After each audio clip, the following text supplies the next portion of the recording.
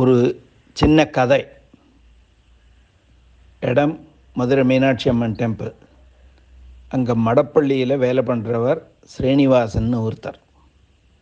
ஒரு நாளைக்கு, அம்மாடி மீனாட்சி, ராஜ உத்தரவு, மடப்பள்ளியில் நிறைய நெய்வேத்தியம் பண்ணணும், முடியலை, சித்து தூங்கிக்கிறேன், மறக்காத நேரத்தில் எழுப்பிடி, மறந்துடாதே.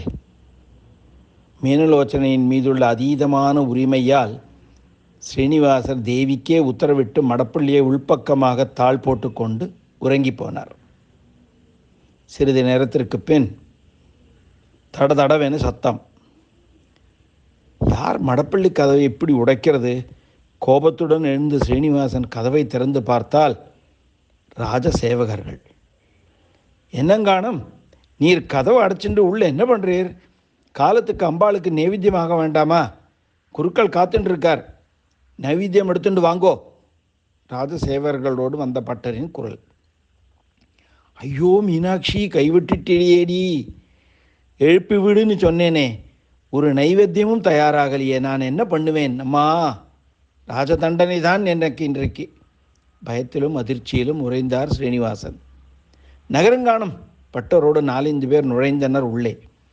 ஆஹா, சர்க்கரை பொங்கல், தேங்காய் சாதம், புளியஞ்சாதம், எலுமிச்சை சாதம், போளி, வடை, பால் பாயசம், ஒன்று பாக்கி இல்லையே. ஓய், இத்தனையும் தனியாவா பண்ணள்? உன் சிஷ்யர்கள் எல்லாம் கதவை சாத்திண்டு இவர் இப்படி என்ன பண்ணுறாருன்னே தெரியலேன்னு புலம்பின்னு இருந்தாளே. சொன்னவரின் கண்கள் சர்க்கரை பொங்கலிலும் போலியிலுமே இருந்தது. மீனாட்சிக்கு நைவேத்தியமானதும் சோமசுந்தரன் இதை சாப்பிட்றானோ இல்லையோ, நாம் சாப்பிடும்போது என்று அவர் மனம் துடித்து கொண்டிருந்தது. ஸ்ரீனிவாசருக்கு ஒரே குழப்பம்.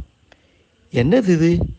நாம் தான் எழுந்துக்கவே இல்லையே, யார் இதெல்லாம் பண்ணியிருப்பா? நிகழ்வின் பிரமிப்பில் ஸ்ரீனிவாசர் விலகவில்லை. உன் கைக்கு தங்க மோதிரம் போடணும், ஓய் வாரும், மீனாட்சிக்கு தீபாராதனையாக போகிறது பார்ப்போம்.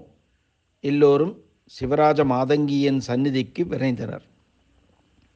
குருக்கள் அம்பாளுக்கு நெய்வேத்தியம் செய்து பின் தீபாராதனைக்காக திரையை விளக்கினார். ஐயோ ஐயோ, தேவியின் மாணிக்க மூக்குத்தியை காணுமே அம்மா! மீனாட்சி, என்ன சோதனை இது?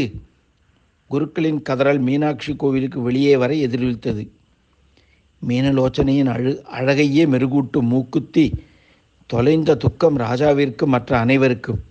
ஸ்ரீனிவாசருக்கோ நடப்பதைக் கண்டு பயம், அபச்சாரம் நிகழ்ந்து விட்டதோ என்று. இங்கிருந்தோ அசரீரி கேட்டது. அஞ்சற்க, என் பிள்ளை ஸ்ரீனிவாசன் சரீர களைப்பால் என்னை எழுப்பிவிடச் சொல்லி உறங்கி போனான். காலத்தில் எழுப்பிவிடத்தான் நான் அங்கே சென்றேன். அயர்ந்து அவன் உறங்குவதைக் கண்டு அவனை எழுப்ப மனமில்லாது மடப்பள்ளிக்குள் சென்றேன். துளி வெளிச்சமும் இல்லாத இம்மடப்பள்ளியில் சமைப்பதற்கு வெளிச்சம் வேண்டுமே என்று எனது மூக்குத்தியை கழற்றி வைத்து அதன் ஒளியில் நானே எனது நைவேத்தியங்களை சமைத்தேன். குழந்தை உறங்குவதைக் கண்ட தாய் அதனை எழுப்புவாளோ? அவனால் செய்ய வேண்டிய பணி என்னால் முடிக்கப்பட்டது. மடப்பள்ளிக்கு சென்று பாருங்கள், மூக்குத்தி இருக்கும். நின்றது அசரீரி. நடப்பது கனவா நினைவா என்று யோசிப்பதற்குள் மீனாட்சி மூக்குத்தி மடப்பள்ளியிலிருந்து வந்தது.